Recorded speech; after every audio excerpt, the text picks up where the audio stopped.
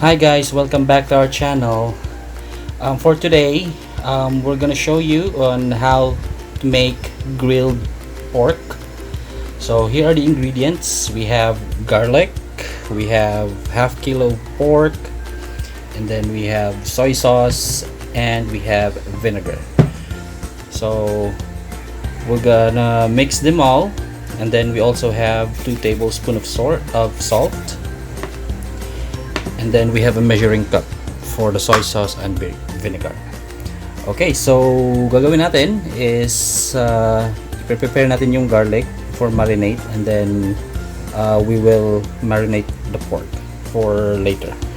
Alright, let's go.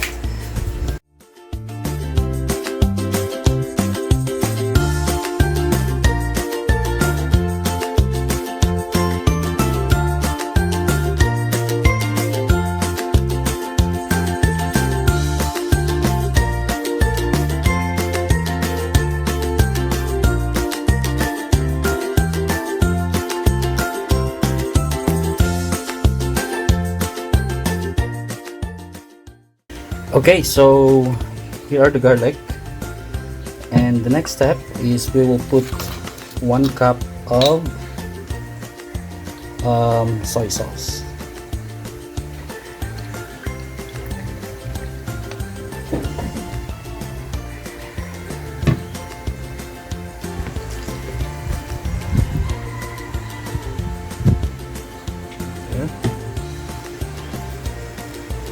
And then we will add 3/4 cup of vinegar.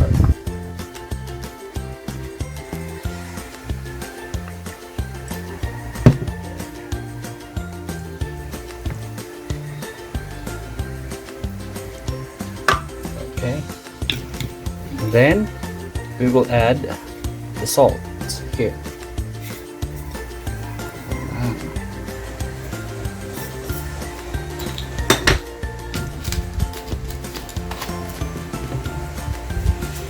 Okay, now here is our marinade mixture, so we're gonna mix it.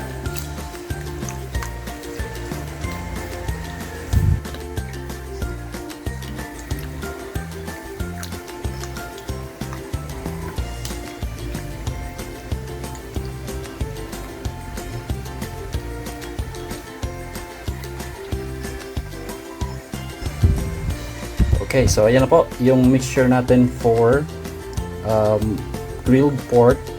So imamarinate po muna natin siya for a couple of hours, and then we'll get back to this later, and then i-grill na po natin siya. So ayan guys, ito na po yung marinated pork natin. Ayan, ready na po yan, at saka ready na po yung uling natin. So without further ado, i-grill na po natin tong pork marinate natin. And let's go.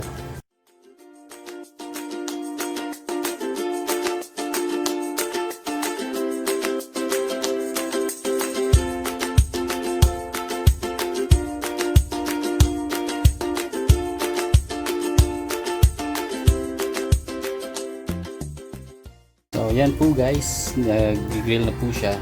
So iwasan lang po natin siyang paypayan, kasi yung mantika kasi ng baboy nagkakos ng yan, flame. Hayaan lang natin siyang ganyan, at mamaya maya babalik rin na natin yan para sa para sa other side naman. Right, so babalik tayo mamaya. Okay guys, so yan, umuusok na po siya, so babalik rin lang natin ganyan.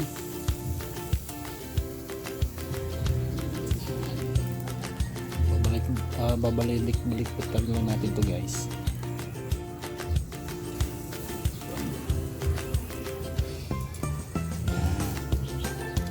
So hayaan lang natin siya for a couple of minutes, and then babalik na rin natin ulit mamaya. Okay, so ayan, umuusok na po siya, so babalik na rin natin ulit ganyan.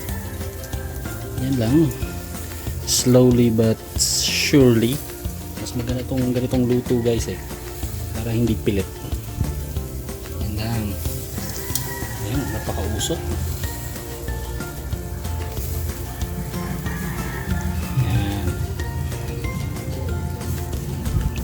baliktarin lang natin tong isang to. Oops, medyo hilaw pa. So maya mayang onte maluluto na to. So hayaan lang natin dyan ng ganyan, yung sa napaka slow na heat, tsaka maluluto din yan. Alright,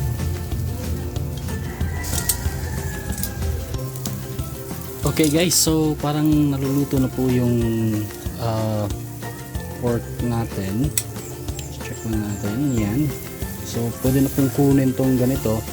Tsaka tip lang po, pag nag-grill kayo ng pork or kahit na anong meat, wag niyo po siya masyadong i-overcook, kasi tendency niyan pag hinayaan niyo ng matagal sa uling, nagda-dry po yung meat.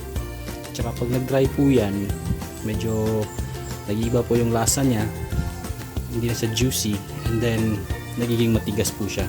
So ayan, yung dalawang yan pwede na yan kunin, and then pabalikan natin.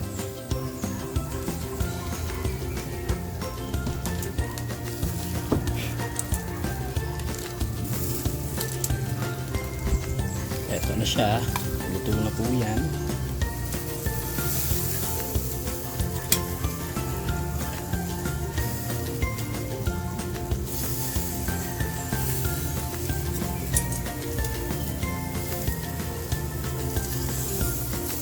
Ito rin po, yan.